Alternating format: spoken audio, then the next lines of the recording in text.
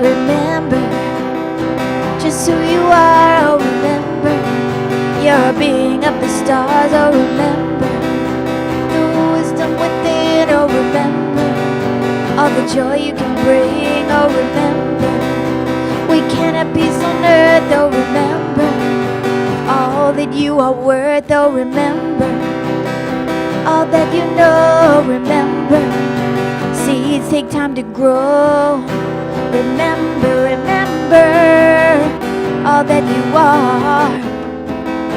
Remember, remember, remember the power of love. The power of love.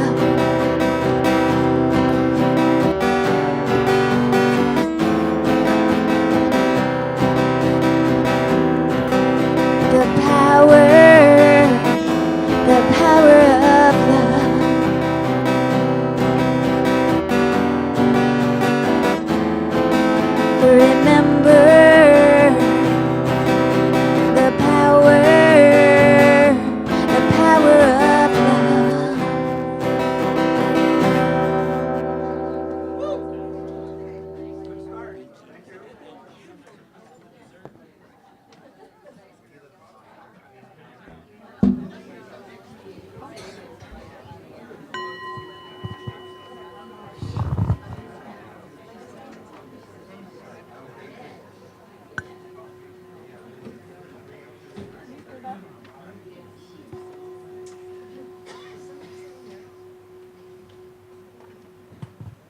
Good morning.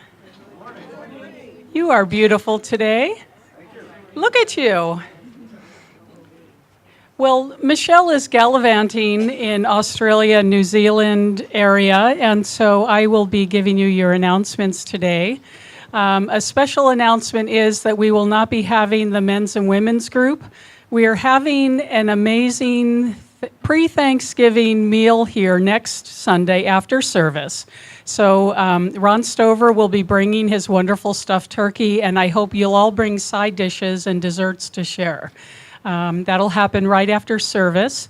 And then in December, we will have the ladies' holiday luncheon at Reverend Rita's house. All women are invited, and we will be doing that instead of the men's and women's group in December. On Thursday, November 15th, from 6:30 to 8:30, we have some amazing congregants who are doing a power talk on the energy of gratitude. I am hosting. We have William Garavito, Sue Buckley, Elizabeth Diamond, and Janice Ferez doing power talks on the energy of gratitude, and I hope you'll support them and join us. The ones we've had so far have been wonderful and amazing, so I hope you'll mark your calendars to be there. Saturday, November 17th, Reverend Walt is doing a wonderful workshop based on Marion and Glenn's work in the Revolutionary Agreement. So please come up and tell us about that. Thank you. Yeah, I'm really excited. Next Saturday from 10 to 2. I know it's a long stretch, but you'll bring your lunch and we'll work through it. We're going to be looking at this wonderful book, The Revolutionary Agreements.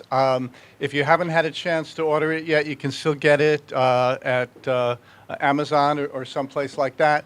And I think it's going to be a real exciting thing. I want to read just a couple of things about the Revolutionary Agreements. They've been used by Centers for Spiritual Living across the United States and Canada to provide an organized, heart and thought-centered, practical method of putting the science of mind principles into action into our lives every day.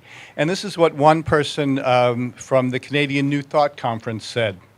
Marion Head has beautifully accomplished what so many have tried to do. She brings action to the adage, if you change your thinking, you can change your life. The simple yet exquisite logic of revolutionary agreements can and will change your experience of life for the better. So I hope that you'll be able to join us, sign up in the back, and we'll look forward to a great Saturday. Mahalo. Thank you, Reverend Walt. Tuesday, November 20th, there'll be a meditation evening again with Reverend Rita, so I hope you'll join us as we delve into Joe Dispenza's Blessing Center's meditation. So it'll be something a little different for us on November 20th from 6:30 to 7:30. And then I made mention of it briefly. December 8th, Saturday from 11 to 1 p.m. will be the Women's Holiday Luncheon at Reverend Rita's house. And you do need to RSVP for this, so please let them know that you will be attending. And now it's time to start our service. Reverend Dr. Peggy Price. I'll just trade with you. Good morning and aloha. As you can see, I am not Reverend Rita, and Reverend Diane is not Reverend Patrick. That's because the two Revs are on the mainland attending a really amazing conference with people like Greg Braden and Bruce Lipton.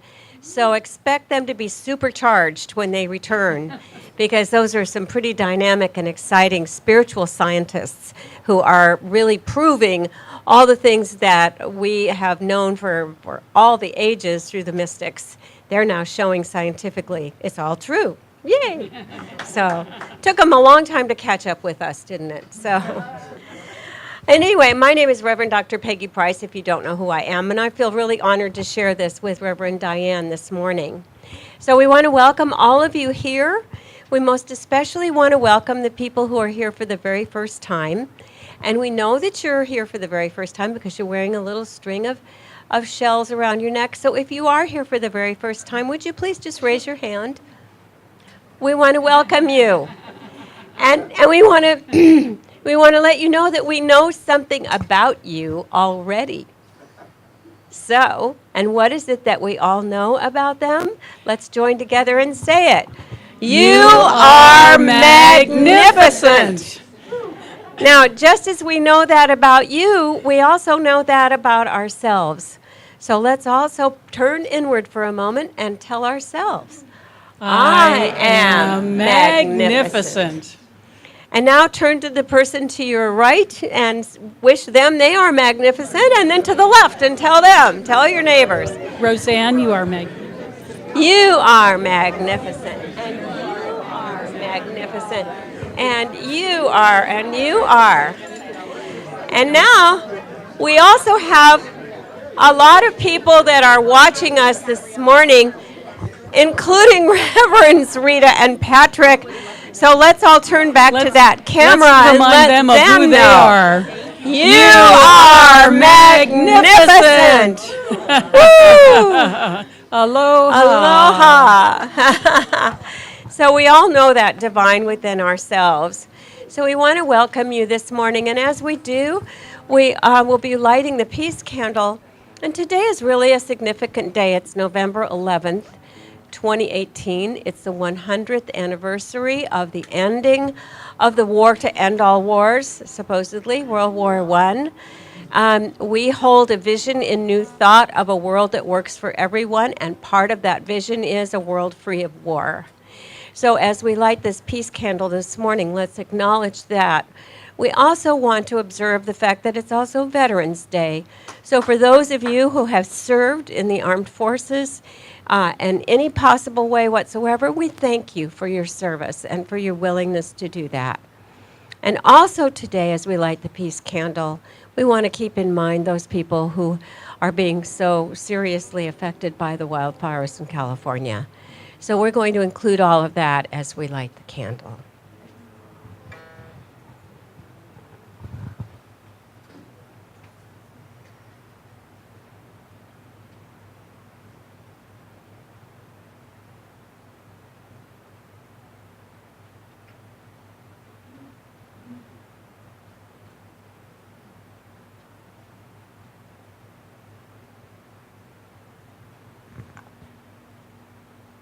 Knowing and remembering that peace begins within, I speak this word now knowing that God is everywhere present as peace.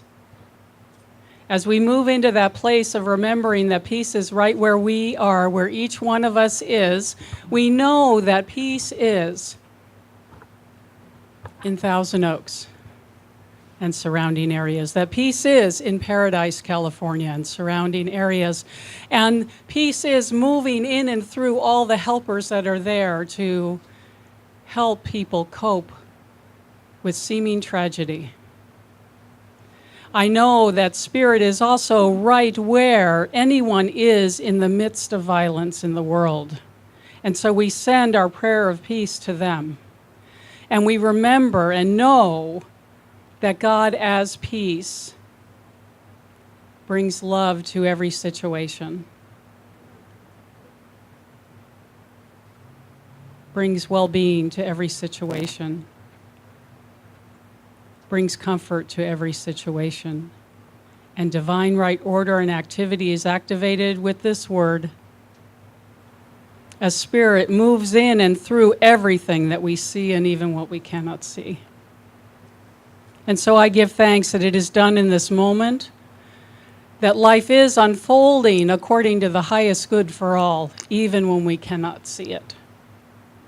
And so I release my word to the law, knowing that that is done. As together we say, and so it is. Thank you. So let's all stand and join together and sing this beautiful Karen Drucker song, Thank You for This Day.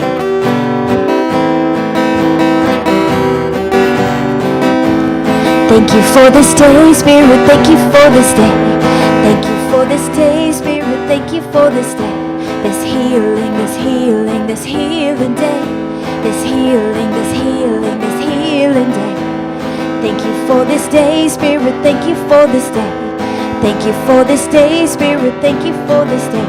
This healing, this healing, this healing day. This healing, this healing, this healing day. Thank you for this day, Spirit, thank you for this day. Thank you for this day, Spirit, thank you for this day. This beautiful, this beautiful, this beautiful day. This beautiful, this beautiful, this beautiful day. Thank you for my friends, Spirit, thank you for my friends. Thank you for my friends, Spirit, thank you for my friends. My wonderful, my wonderful, my wonderful friends. My wonderful, my wonderful, my wonderful friends. Thank you for my health, Spirit, thank you for my health. Thank you for my health, Spirit, thank you for my health. My radiant, my radiant, my radiant health. My radiant, my radiant, my radiant health. Thank you for my life, Spirit, thank you for my life. Thank you for my life, Spirit, thank you for my life. My abundant, my abundant, my abundant life. My abundant, my abundant, my abundant life. Thank you for this day, Spirit, thank you for this day. Thank you for this day, Spirit, thank you for this day. This healing, this healing, this healing day. This healing, this healing, this healing day. Thank you for this day, Spirit, thank you for this day. Thank you for this day, Spirit, thank you for this day. This beautiful, this beautiful, this beautiful day. This beautiful, this beautiful, this beautiful day.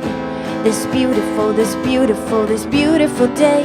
This beautiful, this beautiful, this beautiful day. Christina and Luis for your music today.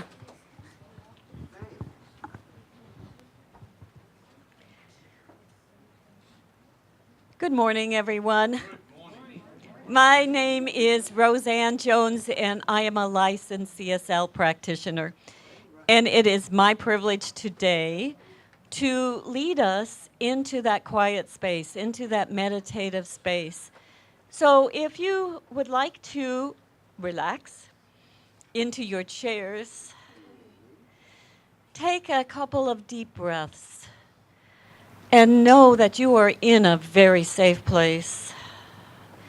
And as we go within, as a group going into meditation, know that there is a special communion as we all meditate together. And I have a seed thought for you to consider taking into your meditation if you choose, by Henry David Thoreau. I am grateful for what I am and have. My thanksgiving is perpetual. I am grateful for what I am and have. My thanksgiving is perpetual. Enjoy your time.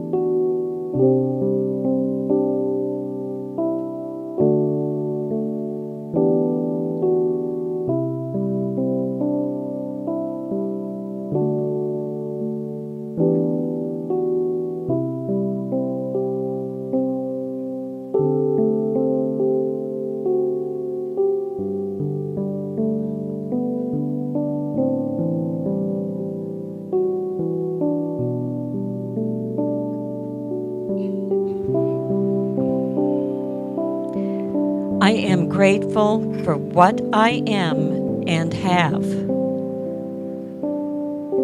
My thanksgiving is perpetual.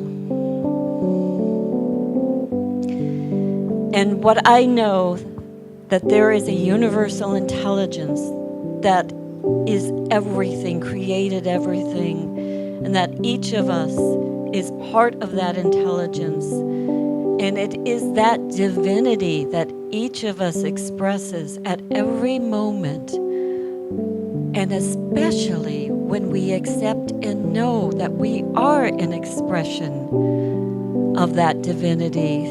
So right here and right now, I know that I am an expression of that divinity, and I see clarity and peace and love and understanding in each person. And I know that each person within my voice can meditate and know that each person is an expression of that divinity. And that seeing through those eyes and knowing the clarity of God, the wisdom, the knowingness, and the peace of God is right here, right now, for each of us to accept. And knowing this, I know that perfect health is right here for each of us. And loving relationships are right here for each of us to accept into our lives and to give out and to bring into our lives. And I know that prosperity, abundance, and all the good that goes with that is right here for each person, as well as the creative expression, for everything in life is expressing that creativity. Oh, and I am grateful for all of these things, knowing this is true for each and every one of us. And as I look out into each and every person, I see it coming right back at me. My thanksgiving is perpetual. There is no end to that thanksgiving. So at this moment, I release my word into that divine law that always says yes to everything that we believe and accept into our lives, as we affirm together. And so it is.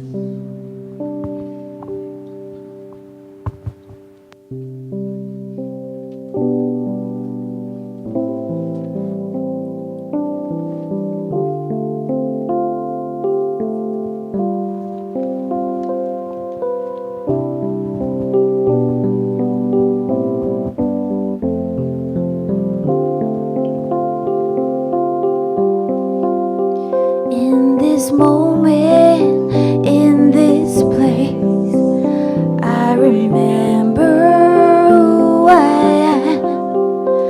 Letting fear and worry fall away from me. I open my eyes to see there is only love. There is only love. Love that heals, love that sets us free. There is only love. When I lose myself, when it seems I've lost my way, when I go inside and quiet my mind, I can hear Spirit gently say, there is only love. There is only love. Love that heals, love that sets us free. There is only love. There is only love. There is only love. Love that heals, love that sets us free. There is only love.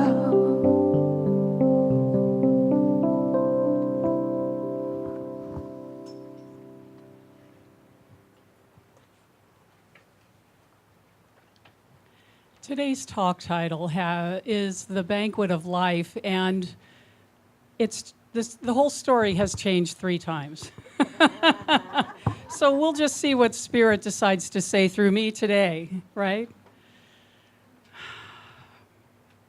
Many of us start out on this spiritual journey because there's something that we sense is lacking in our lives. Something might not be working out the way we'd like it to work out. We might be experiencing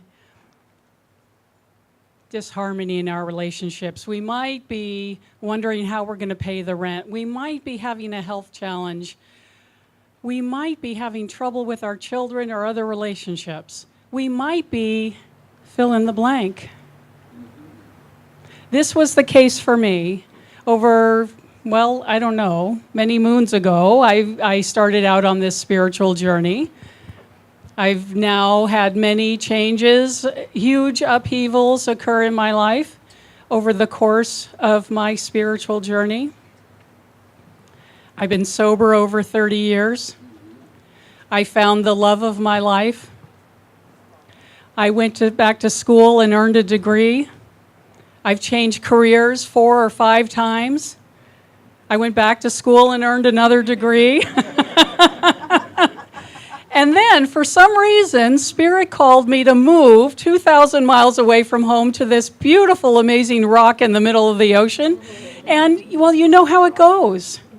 When we're following the will of Spirit and we're looking at our lives, we notice that it's all an amazing choice that we have. Most recently, I've been working on this again. Some huge upheavals are happening in my life. Sue and I just purchased a home here.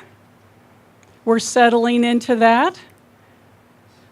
We weren't going to buy a home here. When we moved here, that wasn't part of the plan.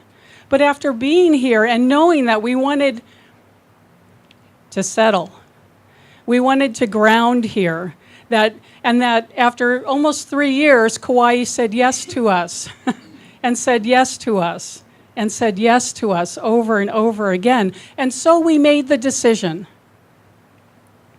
We did the work, and it happened. In my office at work, the owners made a decision to grow the business. We're doing the work. It's happening. Our new home contains an office for me to have spiritual counseling in my home. We made the decision. We're doing the work. It's happening. This is how Spirit works for us. Spirit works through the power of our word. When we notice that life is a banquet, we have choices. We can stay where we are if we choose. But what I've noticed is that often when we get on this journey called spiritual growth and evolution, transformation, the way it was is no longer comfortable. When things start shifting, it can be unsettling, yeah? Stephanie brought us Neville Goddard recently in one of her talks, and he said that the creatively active cannot help but unsettle the pre-existing peace of mind. If you're out there doing this work, it's going to change. Things are not going to stay the same. And you're asking for it, aren't you? Yeah. Yeah. Okay, here's some ladies who have been there, right in the front row. When we ask for change in our lives, it's going to change. As we're moving through these things, recently, as I've been moving through the changes at work and at home, I have found myself feeling unsettled. My peace of mind has become unsettled. And so what do? This is where you have to be careful and work on maintaining your spiritual balance, because if we go back to old behavior, we bring back old life. We undo, we sabotage what we have been creating in our life if we crawl under the covers and eat bonbons. The box of chocolates makes us sick now. We used to be able to get away with it. But we have changed. And so it is instead returning to the books that inspire us on our growth, returning to the places and the communities where we find nourishment for ourselves, returning to groundedness through our spiritual practice, our meditation, and our connection with Spirit. These are the things that save us now. These are the things that help us find a new normal. Because there is a new normal. As we grow, we plateau. And then we realize it's time to grow again, and we plateau. Have any of you been there? Have any of you made these kinds of choices? I'm not the only one who does this kind of crazy stuff, right? So when the upheavals are coming, it's very exciting, and we get to keep choosing. And we might get like, well, I'm just thinking about what it was like closing on the house. Have any of you purchased a house? Have you ever done the loan paperwork? It's like one thing after another, and who has time to pray, and one thing after another, and one thing after another, and I don't have time to meditate. I have to get that off to the loan broker, and we get off balance when we don't take care of ourselves. I don't have time to cook dinner. I'll eat whatever's in the cupboard. I don't have time to meditate. I don't have time to do my physical exercise and yoga and center myself. And I get off balance, and that's what happened to me recently. I hope you guys didn't notice. But it certainly happened. You know, the mystics of all traditions have told us that God is in and through everything we see and cannot see. That includes us.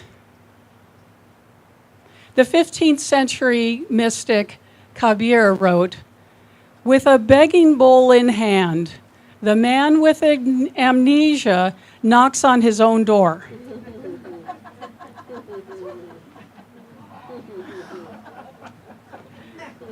With begging bowl in hand, the man with amnesia knocks on his own door. Isn't that what we do? We have it all within us. God is what we are. You've heard Reverend Patrick stand up here and say, "I am God," and everybody goes, or laughs. Oh, he must be kidding, right? He's not kidding. If God is everywhere present, God is me. God is each one of you. God is the waves in the ocean. God is the fire. God is. God is.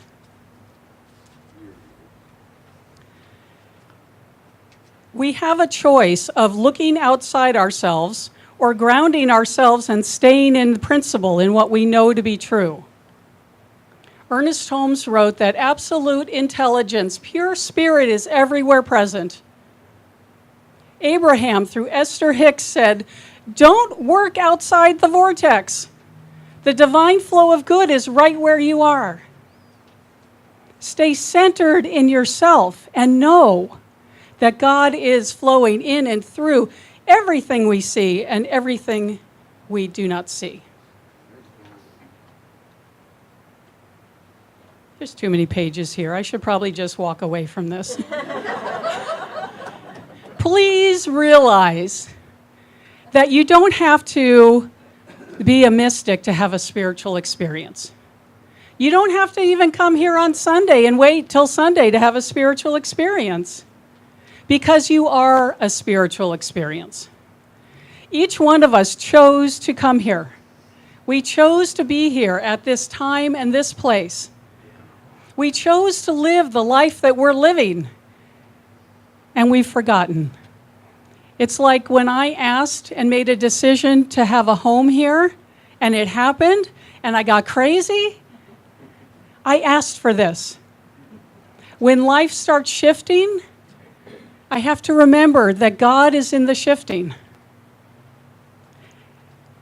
That God is in the earth moving beneath my feet, that I'm having trouble balancing on, and that I asked for the change.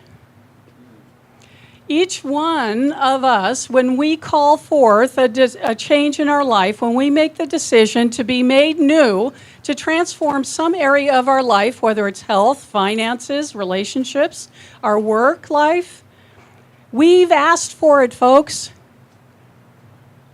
And so we know through our ability to remember the truth that God is all there is and everywhere present,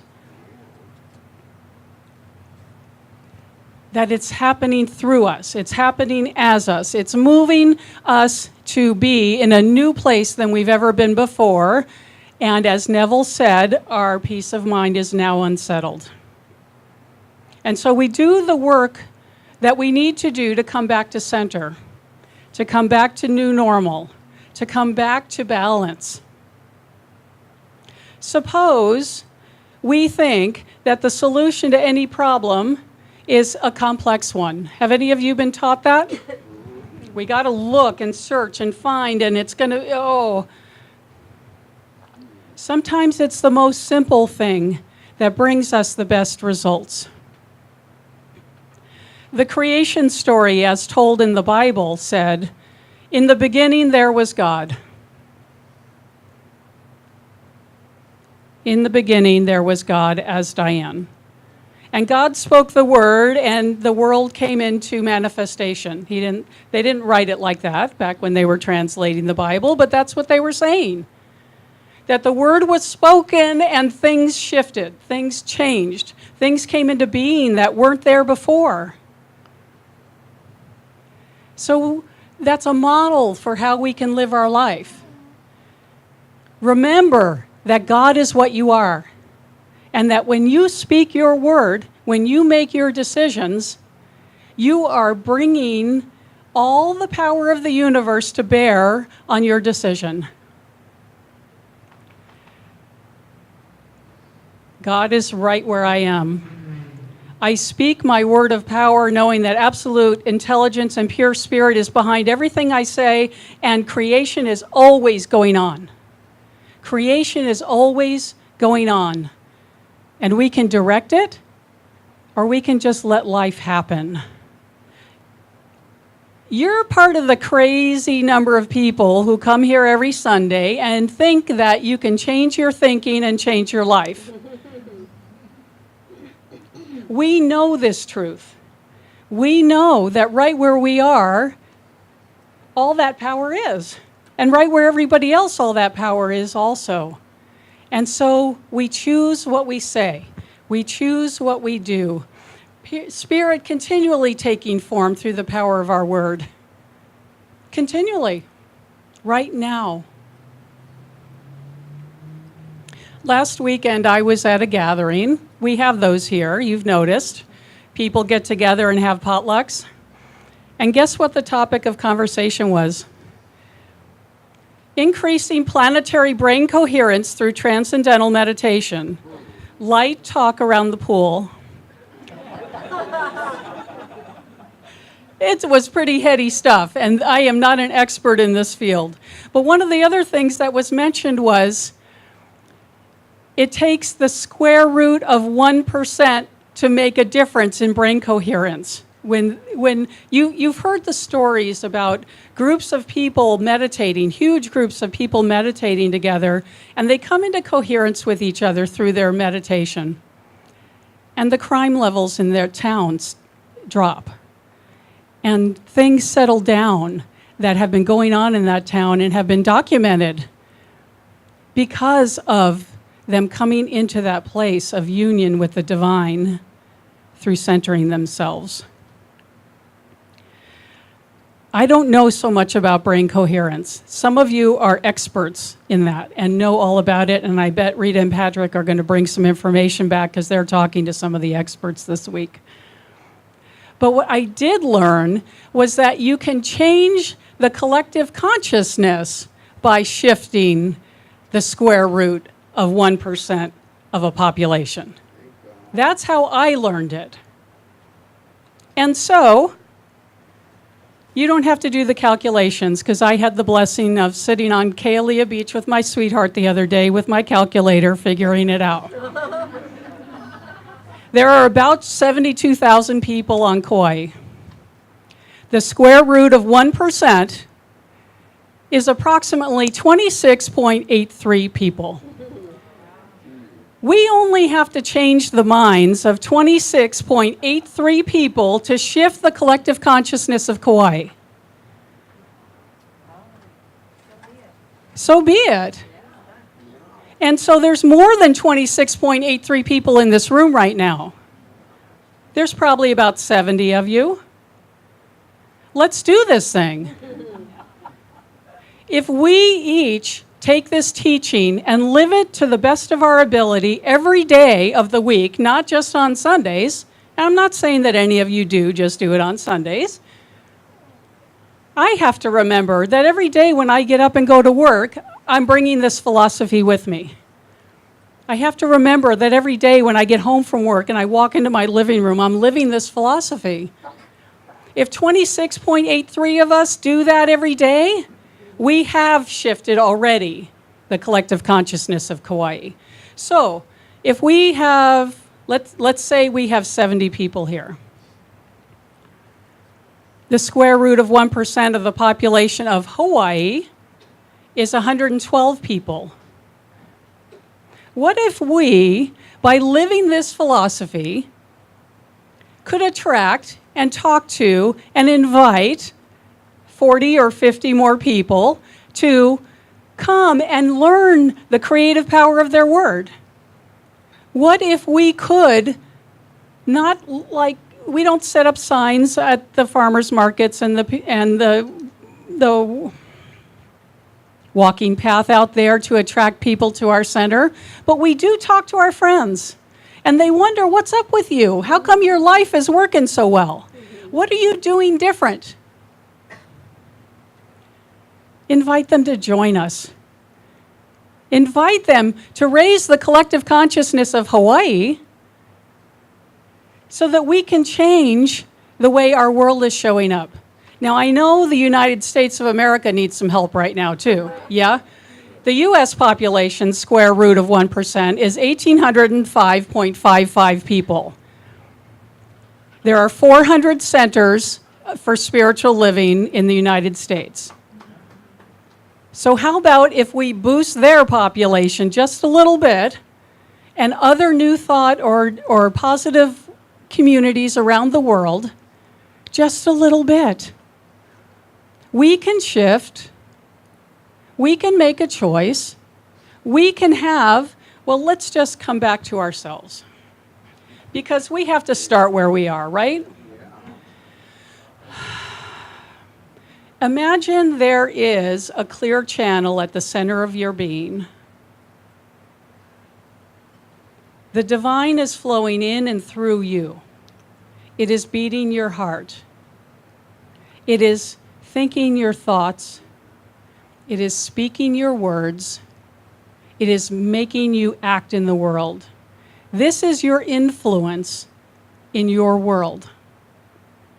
The way you express that clear channel of peace, of wellness, of love, of joy. What if we did this on a daily basis and walked around as a clear channel for the divine? The choices we have every day are laid out like a Thanksgiving banquet. Pass the abundance, please. You have perfect health. Could I have some of that? Something that you know allowed you to manifest that wonderful change in your life. Will you tell me how you did that? Please pass the goodies. We have the opportunity to share. We have the opportunity to bring this philosophy into our life. We have the opportunity to make those changes, up-level our life in a new way, and then find a new normal, and then share from there, and influence the people around us. Spirit is continually taking a new form. Every time you speak a word, every time you come to center and bring that divine energy with you into the world, You're bringing something new into the world. You're up-leveling your life, yes. You're also raising the collective consciousness. You're also attracting people to a better way of living that we know here. And it is done as it is spoken. God is where you are. God spoke the word and brought the world into being. If you believe that this myth is true, as so many people do, bring it into your life. Show up as the clear channel of God and speak your word and bring your world into being. We can do this. I think we can do this. Let's take this message into prayer, shall we? Standing as a clear channel for the power, the presence, and the love of God to move through me into the world, I speak my word for this congregation. Knowing that each one of us is a divine center in the mind of God, I know and believe and trust that perfect health is happening. I know, believe, and trust that abundance is happening as the flow of good is moving in and through each person in an amazing way. I give thanks that creative self-expression is bringing new ideas into each person's life and into the world. I give thanks that we are each divinely guided, guarded, and protected as we step out in faith and make what we believe a reality. And so we choose from the banquet of life what we will have. We choose it, we claim it, we know it, and we give thanks for it. Steeped in gratitude for all the good that is happening in my life and each one of our lives, I release my word to the law of mind and allow it to come forth in perfect expression through the law of mind. The universe always says yes. And so I allow it to work me. I allow it to work our lives. I allow it to come into manifestation in unexpected ways, knowing that it's all magnificent and amazing. And so I release my word. I let it be. Please join me in grounding this with, and so it is. So it is. Mahalo keakua.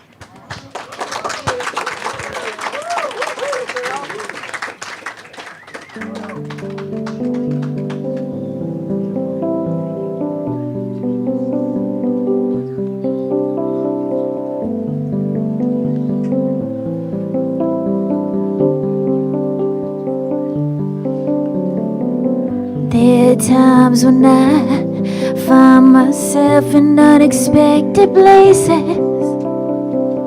Please lead me and guide me toward you. So in times when I find myself in unexpected places, I'll be home everywhere inside of you. I love you, thank you for loving me. I love you, thank you for loving me. I love you, thank you for loving me.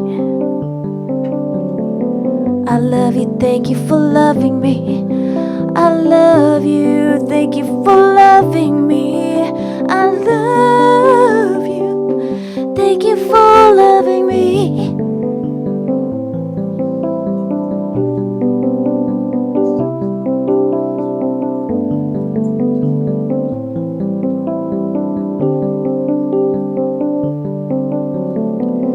There are times when I see what seem to be unfamiliar faces, when I've forgotten where we've come from. So in times when I may forget familiar faces, please help me remember we are all one. I love you, thank you for loving me. I love you, thank you for loving me. I love you, thank you for loving me. I love you, thank you for loving me. I love you, thank you for loving me. I love you, thank you for loving me.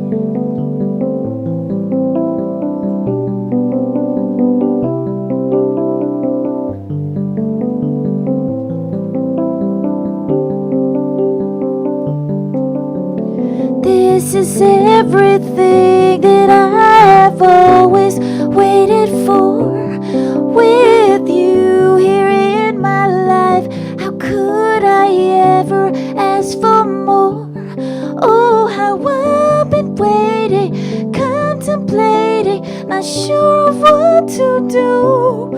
I must have been afraid of you. I wanna show you how I feel now, and I've been trying, but I don't know how. I'm so grateful we are finally together. I just wanna be wrapped up in your arms forever and ever and ever, forever and ever. I love you, thank you for loving me. I love you, thank you for loving me. I love you, thank you for loving me. I love you, thank you for loving me. I love you, thank you for loving me. I love you, thank you for loving me.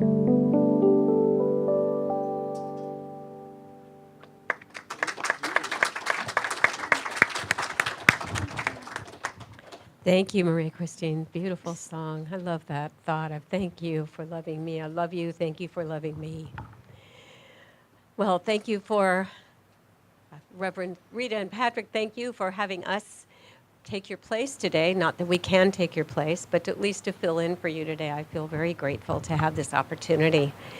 I'm going to shift gears a bit. I loved what you had to say, and it's just so absolutely true that when we live this inner life, it all outpictures in the outer experience. And to continually stay centered and grounded in our spiritual practice is what gets us there. And I do want to add something to what Reverend Diane said about that, because many of you know Don and I purchased a home here at the end of April of this year after spending 6 months here last year putting both feet in the water to see if this was really right for us. But it was a manifestation for the two of us because we dreamed of living in Hawaii for all of our married life. And so as we made this leap, and I also felt crazy too, I just want you to know. You weren't alone. A lot of craziness that went in with that. But as we made that leap, everything fell into place. Because that is really how the universe works. Once you're aligned with the vision and the dream and the goal, if you just simply let go of it and let it unfold, it does. And it does in the most amazing way. And we have just found the right and perfect home, the right and perfect community, and we are truly here at home on this beautiful island. But I want to share with you that what I want to talk about today is really more about out there. And I'm really curious if somebody wants to figure this out for me, if you would start working on calculating what this what was it, the 0.1? It's square root of 1%. Square root of 1% of 7,500 people. What would that be? So once you get it, just let me know, because that's where I'm going here. I have been off island, and I really missed it because I was in very cold, chilly Toronto, Canada, which is very unlike Kauai, although a wonderful, diverse city and certainly a welcoming place. But I've just returned from the Parliament of the World's Religions. One of my passions ever since I was a young girl was to be able to learn more about people of other faiths. I've always been interested in that. When I lived in Hawaii years ago, one of the things that I loved about living in the islands was its diversity. The fact that not everybody was what we would say back in those days, WASP, White Anglo-Saxon Protestant, which was kind of the neighborhood I'd grown up in most of my childhood. What I loved was that here was this wonderful place where there were all these diverse people with different backgrounds and different belief traditions. And so that just always stayed with me as I moved back to the mainland and began my life. But my ministry not only has been about teaching science of mind and these wonderful principles, but it's also been about expanding what we believe, which is that we are all one in consciousness, out into the community and out into the world. And so I became active with interfaith organizations on the mainland, and then active with the Parliament of the World's Religions, which began in 1893. It was started by Swami Vivekananda, who was a Vedanta Society Swami who had come to the United States, had traveled across the country from California to Chicago and speaking to people all along the way. And when he got to Chicago to the grounds of the World's Fair, he convened the first Parliament of the World's Religions with 3,000 people. No internet, no telephone, no telegraph, just simply word of mouth.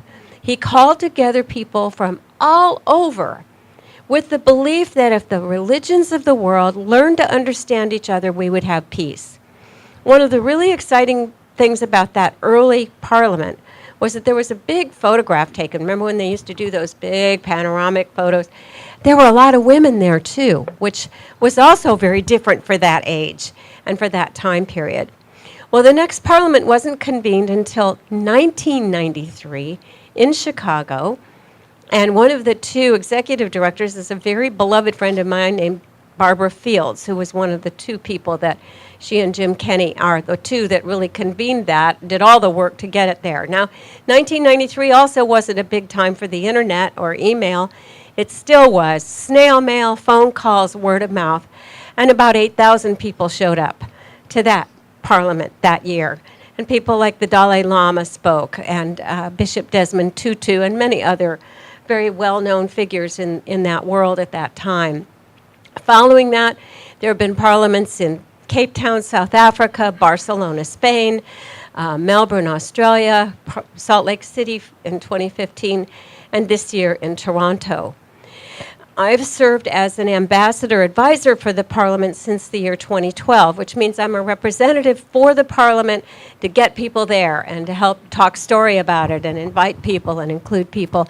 And we had a nice little delegation from Kaua'i of 5 people that came from this island. So that was pretty exciting, including Reverend Alan Akana at the UCC Hawaiian Church in Kaloa and his sister Allison. And I wish I could tell you all about it, but there isn't time. There were 7,500 people in attendance in this gigantic convention center that felt like it was 10 blocks long. And we convened in the morning in these large, and in the evening in these large plenaries in this gigantic room with jumbotrons and all kinds of amazing speakers. And each day was a theme. Of course, the first day was simply about welcoming, but there was a whole day on the indigenous people. There's a whole day on sustainable planet, whole day on women's issues, an entire day on youth, on justice. So each day there was a theme. And then after the morning plenaries, we would all go off to workshops and panels and other programs, and then there would be another evening plenary gathering in the evening. I don't know if any of you here, how many of you know the name Daniel Namod? He's a singer-songwriter. Daniel is one of our New Thought singer-songwriters, and he was one of the headline musicians at the whole Parliament. The Association of Global New Thought, which is the umbrella under which we are all part of, Unity, Science of Mind, Divine Science, we had 300 people show up for the Parliament. So that's that's much larger than that square root number of people with this consciousness and this awareness. But what this attracts is people from all over the world, of every culture, every race, every tradition, every religion, atheists, pagans, Christians, Buddhists, Muslims, Sikhs, Jains, you name it, and religions you've never even heard of, all come together. And so as you're going up the escalator, it's like watching this beautiful living banquet of humanity. That's the way I like to see it. All together with this vision of a just, peaceful, and sustainable world. Because that's the bottom line of the Parliament. A just, peaceful, and sustainable world. And what all the people who are there know is that by learning about one another, about building bridges of friendship, we have the possibility of being the microcosm for the macrocosm. That if we can all get along at the Parliament together and learn more about each other and learn to understand each other and really revel in the differences and celebrate the things that we have in common, there is really hope for the planet. There is really the possibility that this event can have incredible effects upon the world as we all go back. And all of that energy concentrated in one place is so dynamic and so exciting, breathtaking, exhausting, and wonderful all at the same time. You build friendships in the hallways. And, I often say, well, what people would say, what do you love most about the Parliament? I go, I like the hallways. I love meeting all these people, having these wonderful conversations, learning about each other, and finding out the things that we do have in common. And there are so many. So this year I also had the privilege of putting in a proposal for a women's theatrical production that I had actually created about 10 years ago with another writer. And she and I collaborated again and co-created it again anew for the Parliament. And it was called Women, Power, and Peace. And it was a spoken word theater that celebrated the divine feminine spirit, which is within all of us, whether male or female. But this was on the day for women, so this was about women. And we had beautiful speakers from the African culture, from Polynesia, from East India, from indigenous women, European. We did a beautiful panorama of women, of our issues, and also affirming who we are as women, and affirming our value and our worth in the world. And for some cultures, that's a big leap. For our culture, maybe not as much, but it's a big leap. So it's very exciting to be able to partake of that and have people show up and be there for the production, which was very exciting. So considering that right now in the world of effects out there, we live in this world of spirit where all is in divine order and beautiful, and then we live in the world of effects at the same time, and things don't look so good out there, right? So a gathering like this is a place where we can really begin to see the possibilities of what we can do and what we can accomplish. And like you, I got this paper in front of me, and so far I haven't really said much off of it because I'm really excited about what I'm talking about today. So we talked about so many different things, but I really see this as this spiritual banquet of people from all over the world that have come together to have this idea, this conversation, that in spite of our different theologies or dogmas, we can find common ground. And one of the ways that I think really speaks to this, and one of the things that impressed me so, that has happened at several of these parliaments, is that there is a banquet every day at noon. It's called a langar. If you know anything about the Sikh tradition, the Sikhs wear turbans and are from India, basically. They are very peace-loving people. And one of the things they are known for is their service to humanity. So every day, from 11 o'clock to 2 o'clock in the afternoon, the Sikh community served lunch for anyone and everyone who wanted to come and enjoy an Indian vegetarian meal of dal and rice and chapati and then curried beans or curried something else. All delicious food if you like Indian food. Some people don't, but just beautiful food. And as much as you wanted. And you'd walk into this gigantic room, 10 times the size of this space, and you'd be asked to remove your shoes and then to put a headscarf on because they believe in covering your head when you're eating. And then you would get into line and they would serve you your food. And you'd go sit down on the floor with people you didn't know and carry on a conversation and enjoy a meal together. There was no request for donations. The only request they made was if you didn't know anything about the Sikh tradition, please stop and take time to look at our display so you can learn more about who we are. You might recall that after 9/11 in Arizona, the man that was shot in the 7-Eleven was not a Muslim. No one should have been shot at all. He was a Sikh because people do not understand who Sikhs are.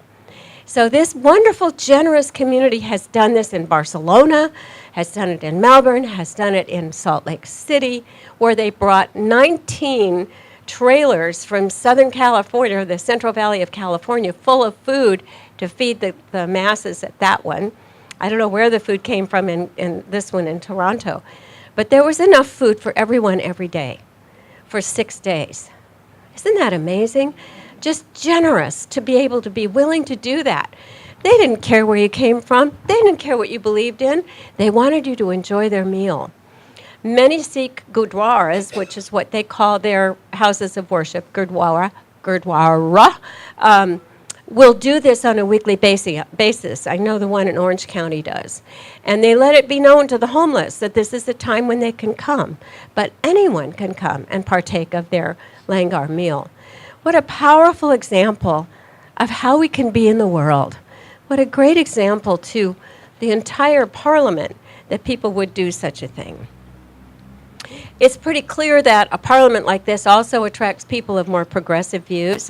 Obviously, there are some religions that don't even want to talk to us and want to maintain their own separation and their own sense of separation. And that's unfortunate, because it's when we learn about each other that we discover this idea that God is within every single one of us.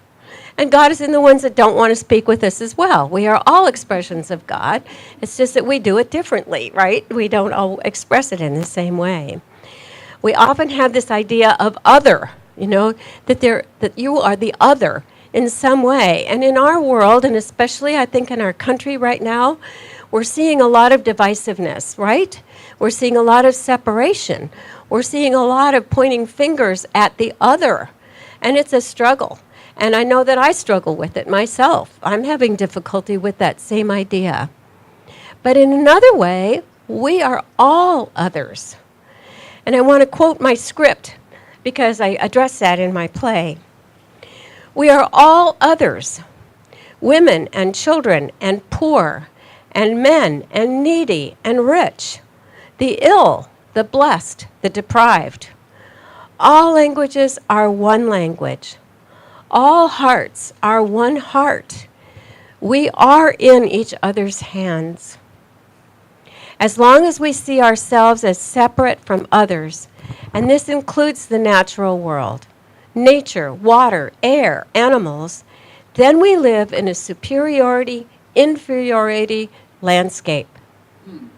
Once we recognize there's only one of us, one family of life, interconnected, then we understand that power truly means the creative potential of power with, and power for, and power to. It's not about power over. Power over separates and destroys. It's power with, for, and to build something better for all of us. The paradigm of power over is the idea of domination. And that idea is outworn and old. When the Bible talks about us having dominion over the earth, over all of the animals and the plants and the earth, the word dominion doesn't mean domination. The word dominion means to care for. And so as we look at a world where we can actually visualize and understand that when we hold a vision for a world that works for everyone, it's a world that empowers others. It's a world that supports others. It's a world that does not say one is superior to another, but that we are all expressions of God, and therefore we are all equal. We may separate ourselves out by belonging to different organizations, going to different houses of worship on a Sunday or a Saturday in some way. We do that. We kind of join together as a common bond, and yet we are still all one. Excuse me.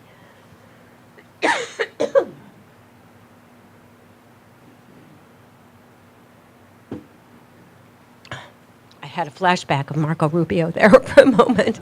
Sorry. But here, where we live on an island, I think we really get what it is to be one. There's a sign down at Lidgate, and I don't exactly remember what it is, but it's something to the effect of we are all Kauaians, no matter who we are, where we come from. We are all Kauaians. We are all one. We live on this island. And in order for us to live on this island, we focus on being sustainable. We focus on malama ka'aina, right? Caring for the land. We want to keep our oceans clean. We want to see sustainable food and energy so that we can all coexist here. We all know that when there's a crisis on this island, everybody gathers and everybody helps one another because we recognize that we are all Kauaians and that we are out here in the middle of the ocean. So what's the difference between that and this blue-green island we call planet Earth that is floating around in space? Are we not all Earthlings as well? Are we not all called to be, therefore, supporters, malama ka'aina, malama the planet, and to care for one another, to recognize that even though we're different, we are one, that it's the diversity that gives us our strength. Toronto's slogan is, our diversity is our strength. Oh, and by the way, I was really hoping to meet Justin Trudeau, but it didn't happen. But one of the members of his cabinet who spoke at the Parliament the first evening to welcome us was I wish I could remember her name. She was a white-haired woman, and she spoke eloquently about Canada and about welcoming us there. And she finished off her talk with the statement of a world that works for everyone. And I thought, man, she goes to a CSL. Whoa. So I thought that was very exciting. Anyway, I'm off topic a little bit. But to really celebrate our differences, yet honoring our oneness, to recognize it is our diversity. In all the various ways that we express that diversity, that is our strength. Can you imagine going to a banquet where all they served was edamame? That's a pretty boring banquet, isn't it? No, you want to have all the vegetables and the fruits, and pardon me, vegans, but some meat and maybe some cheese and some. We want to see a bloomin' banquet, right? That's the way life is. How dull and uninteresting would it be if we all were exactly the same? And yet there are those who want to hold to that idea, but it also is not an idea that supports or sustains life itself. Neil Donald Walsh said this. He said, every sadness of the human heart, every indignity of the human condition, every tragedy of the human experience can be attributed to one human decision. The decision to withdraw from each other, the decision to ignore our supreme awareness, the decision to call the natural attraction we have for each other bad, and our oneness fiction. He says, in this we have denied our true selves. It is from this self-denial that our negativity has sprung. Our rage, our disappointment, our bitterness has found its birth in the death of our greatest joy, the joy of being one. That's the joy. We are all Kauaians. We are all one. It doesn't matter where we came from. It doesn't matter what our different belief systems may be. It doesn't matter whether we are vegans or carnivores or whatever it is, or politically different. We are still one. We are still the expressions of God. One of my earliest teachers was a practitioner named Gladys Carlson. Gladys was about 92 when I met her. And she, we don't really talk a lot in Science of Mind about sin. It's mostly missing the mark is the way we look at it. But Gladys said that she thought there was really one sin. And that was the belief that we are separate from God and therefore separate from one another. That is truly the sin. And when you think about how people's actions are when they believe they're separate from God or when they believe they're separate from one another, those actions are very different from one who understands who they are, understands they are expressions of God, understands that we are one with each other. You can think about that a little bit and think of the parallels. I often think that when something tragic has happened, just like the synagogue 2 weeks ago, that person didn't know who he was. If he knew he wasn't separate from God, if he knew he was one with everyone, he could have never walked into that synagogue. People who do those kinds of violent actions are, like Walsh says, they've made the decision to deny their true selves. They've made that decision. But here we have this wonderful idea, this spirit of aloha, this beautiful word, hello, goodbye, I love you, and to breathe together, aloha, to breathe together. And when we think of that, and we think of Malama, caring for our earth and our island, caring for the land and the waters, or the message of kokua, of working together, of coordinating and cooperating in harmony, this is what makes us so unique here on this island. But it is also the same thing that makes us unique on the planet. So I don't know if anybody figured out that 1% yet. 87. All right. We got 87 right here, probably. That's all it took at the Parliament to make a paradigm shift. 87. I'm sure that happened because people went home and started talking about what they learned, who they met, what they discovered about themselves, what they discovered about the earth and the planet and the people. Not only the things to celebrate, but the things that need work. And there are a lot of things that need work. We need to do that. It isn't only about prayer, it's about taking action and recognizing that in that oneness comes responsibility, comes awareness. So the antidote to this idea of separation, of this idea that somehow we're not all one, it comes when we remember anew that we are inhabitants of this little blue-green island called Kaua'i and that great big blue-green island called Mother Earth. We are inhabitants of it all. That we may differ in our beliefs, our languages, our philosophies, but when it comes to the language of the heart or the spirit of aloha, we begin to catch glimpses of our oneness. So let's celebrate that. So let's take a moment to go within, to recognize this one power, this one life, this one presence. That presence is God. That presence is perfect. That presence is the expression of who we are. For we are expressions of that one. And that no matter who we are, no matter where we come from, no matter what our walk of life may be, we are divine expressions, divine ideas in the mind of God. That we join together in consciousness, in the conscious awareness of the one life that we all share, the one experience of life, which may express itself differently in each of us, and yet is that one life that we are all living now, that we are breathing this one breath, that there is this energy that is beating our heart, and that at the language of the heart, at the spirit of the heart, we make our connection.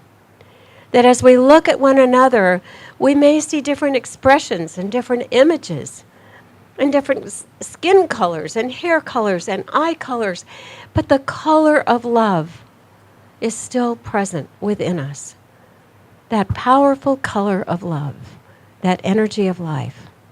So as we go forward today, let us remember our uniqueness and our oneness. Let us celebrate a blooming banquet of diversity and recognize the power in that in that is our strength. So as we go forward today, let us bless this day, giving thanks for it, giving thanks for this time together here and for these paradigm shifts that we are all part of. And in gratitude and love, simply releasing these words now into the mind and heart, the love and law of God, and knowing that all is well, as we say together, and so it is. Thank you.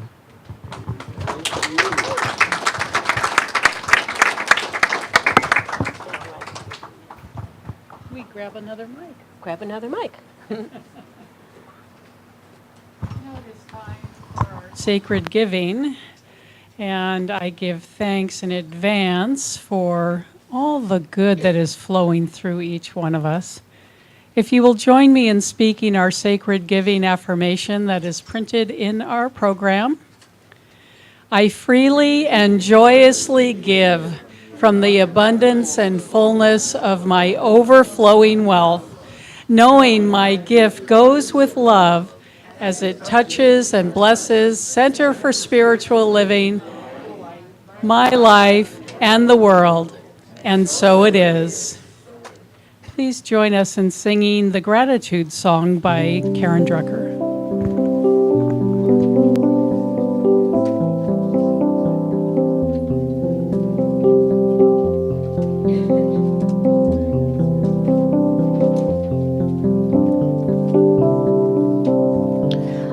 am so blessed. I am so blessed.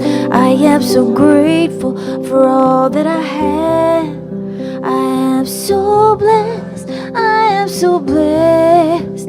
I am so grateful for all that I have. I am so blessed. I am so blessed. I am so grateful for all that I have. I am so blessed. I am so blessed. I am so grateful for all that I have. I am so blessed. I am so blessed. I am so grateful for all that I have. I am so blessed. I am so blessed. I am so grateful for all that I have.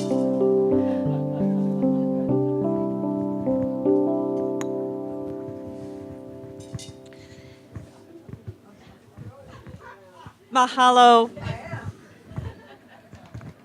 Mahalo. And if you would consider joining me in this perpetual Thanksgiving of all of these blessings that come into and out through each of us. And knowing that these pieces of paper and these gifts are coming into CSL and going out from CSL as there's a flow. It's always a flow. And we are part of that flow. So mahalo for that. I bless it and let it go as we say together.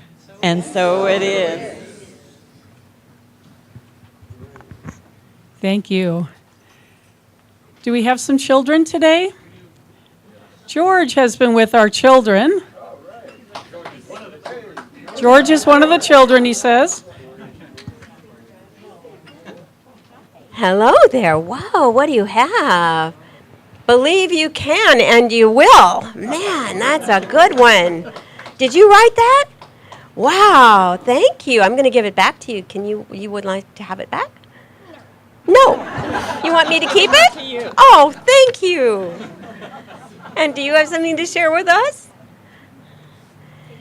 Do you want the microphone? Do you want the mic? Do you have anything else to say?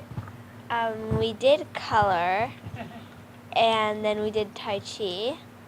Wow. Yes. And George was the single whip.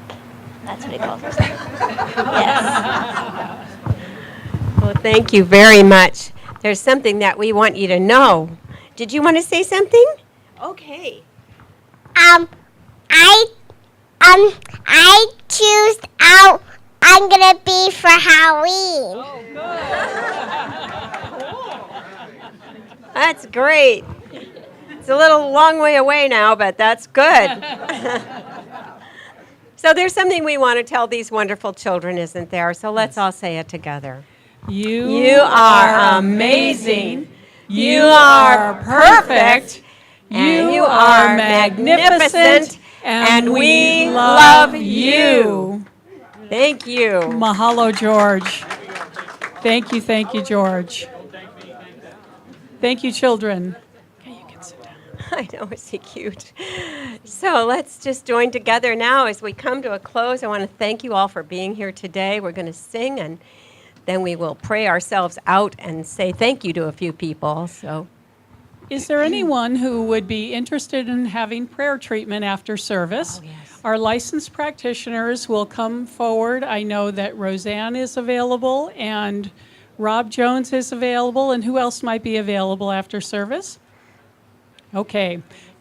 Come on up and be immersed in the healing power of prayer after service. It's our free gift to you.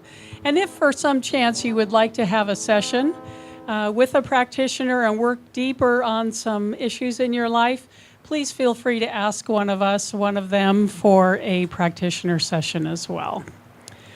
Maria Christina, more music for us. Thank you. Please come to your feet and join us in our closing song.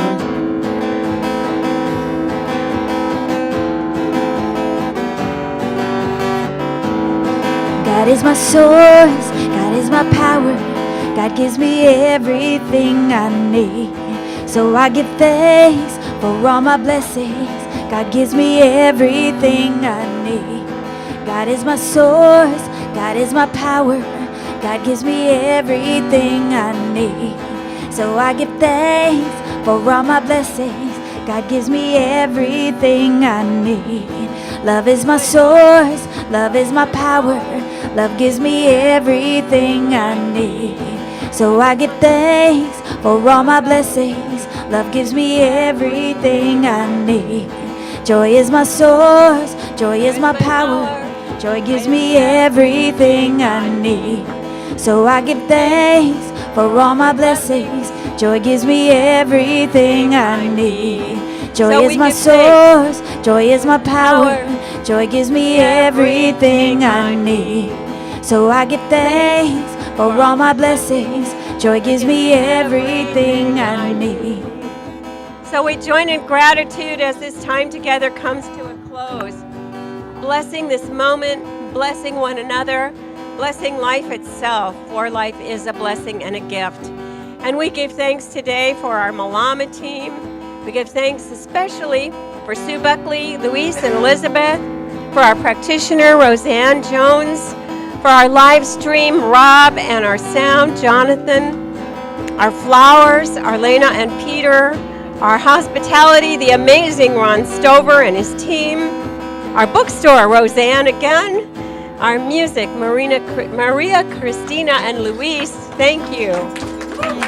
Our youth today with George, our collection counters today, Stephanie and Donna, and a special thanks to Reverend Patrick and Reverend Rita for giving us this wonderful privilege of serving you today. We are so grateful. So thank you also to everyone online. So let us finish up with peace. Peace is my source, peace is my power. Peace gives me everything I need. So I give thanks for all my blessings. Peace gives me everything I need. Peace is my source, peace is my power. Peace gives me everything I need. So I give thanks for all my blessings. Peace gives me everything I need. God is my source, God is my power. God gives me everything I need. So I give thanks for all my blessings. God gives me everything I need. Love is my source, love is my power. Love gives me everything I need. So I give thanks for all my blessings. Love gives me everything I need.